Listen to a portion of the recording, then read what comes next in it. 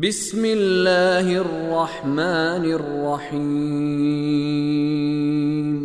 هذا يوم لا ينطقون ولا يؤذن لهم فيعتذرون ويل يومئذ للمكذبين۔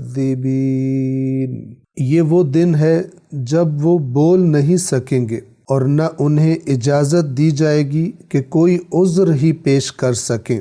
اس دن جھٹلانے والوں کے لیے ہلاکت ہوگی۔ سورۃ الغافر ہے قرآن کریم میں، اور اس کی آیت نمبر 52 میں اللہ تبارک و تعالی نے اسی قسم کی بات کا ذکر فرمایا ہے جو یہ سورۃ المرسلات کی آیات بیان کر رہی ہیں۔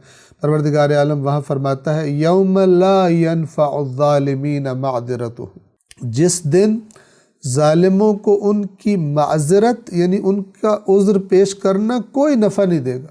یہاں پہ کہا جا رہا ہے کہ ان کو عذر پیش کرنے کے لیے بھی بولنے کی اجازت نہیں ہوگی، اور وہاں کہا جا رہا ہے کہ معذرت فائدہ نہیں دے گی، اس لیے کہ اللہ تو دلوں کے حال جانتا ہے کہ وہ دل میں چاہ مثلا اس کو بولنے کی اجازت نہیں ہے، لیکن مثال کے طور پر دل میں وہ شرمندہ ہوگی اور کہہ رہا ہے کہ جی میں دل میں چاہ رہا ہے کہ اللہ مجھے اجازت دے تو میں معافی مانگ لوں اور معذرت کر لوں، تو گویا کہ اس کیفیت کے بارے میں بھی قرآن کہتا ہے کہ اس دن ظالموں کو ان کی معذرت نفع نہیں دے گی۔ توبہ بڑے سے بڑے جرم کی معافی کا سبب ہے، لیکن اس دنیا میں قیامت کے دن کسی کو توبہ کرنے کی اجازت نہیں دی جائے گی۔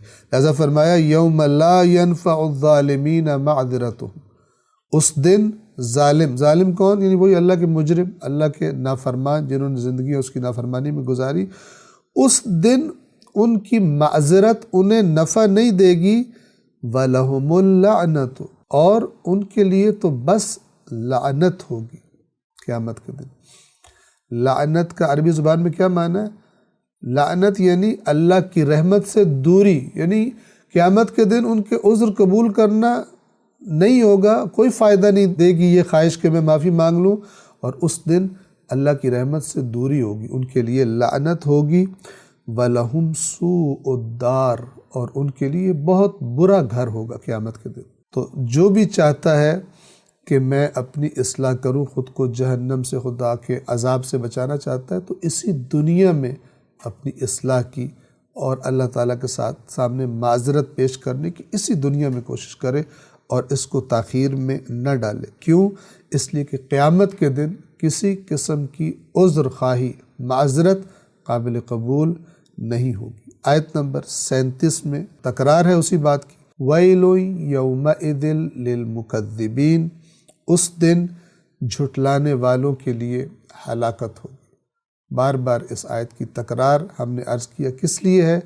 مختلف طریقوں سے اللہ تبارک و تعالی مختلف باتوں کا ذکر کر کے یہ بتانا چاہ رہا ہے کہ اس دن کو جو بھی جھٹلا رہا ہے آج اصلاح کر سکتا ہے، اس دن کی تصدیق کر لے، اس کو مان لے اور اپنے آپ کو اس حساب کتاب کے لیے تیار کرنا شروع کر دے۔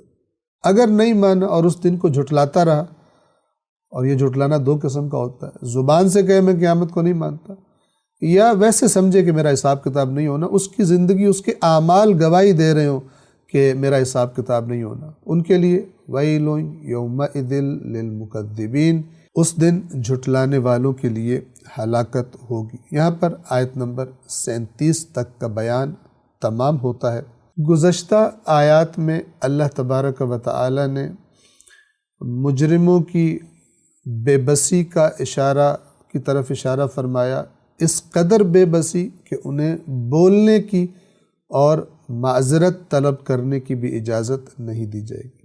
ان آیات میں خداوند عالم فرما رہا ہے کہ وہ تو نہیں بول سکیں گے، خداوند عالم ان سے خطاب فرمائے گا اور ان سے یہ کہا جائے گا کہ اسی دن کو جھٹلاتے تھے، اس فیصلے کے دن کو جھٹلاتے تھے، یہ وہ فیصلے کا دن ہے، اور دیکھو تم دنیا میں کہا کرتے تھے کہ کیا ہم اور ہمارے وہ آباء و اجداد کے جو بوسیدہ ہڈیاں بن کر مٹی میں مل گئے وہ بھی دوبارہ زندہ ہوں گے؟ تعجب کیا کرتے تھے اور گویا کہ تم ایکٹنگ کیا کرتے تھے عوام کے سامنے اس تعجب کی تاکہ عوام تمہاری ہاں میں ہاں ملا دیں اور تمہارے پروپیگنڈے کی زد میں آ جائیں۔ اس وقت تم یہ باتیں کرتے تھے قیامت کا انکار کرنے کے لیے، تو دیکھ لو، ھذا یوم الفصل، یہ ہے فیصلے کا دن، یہ وہی ہے۔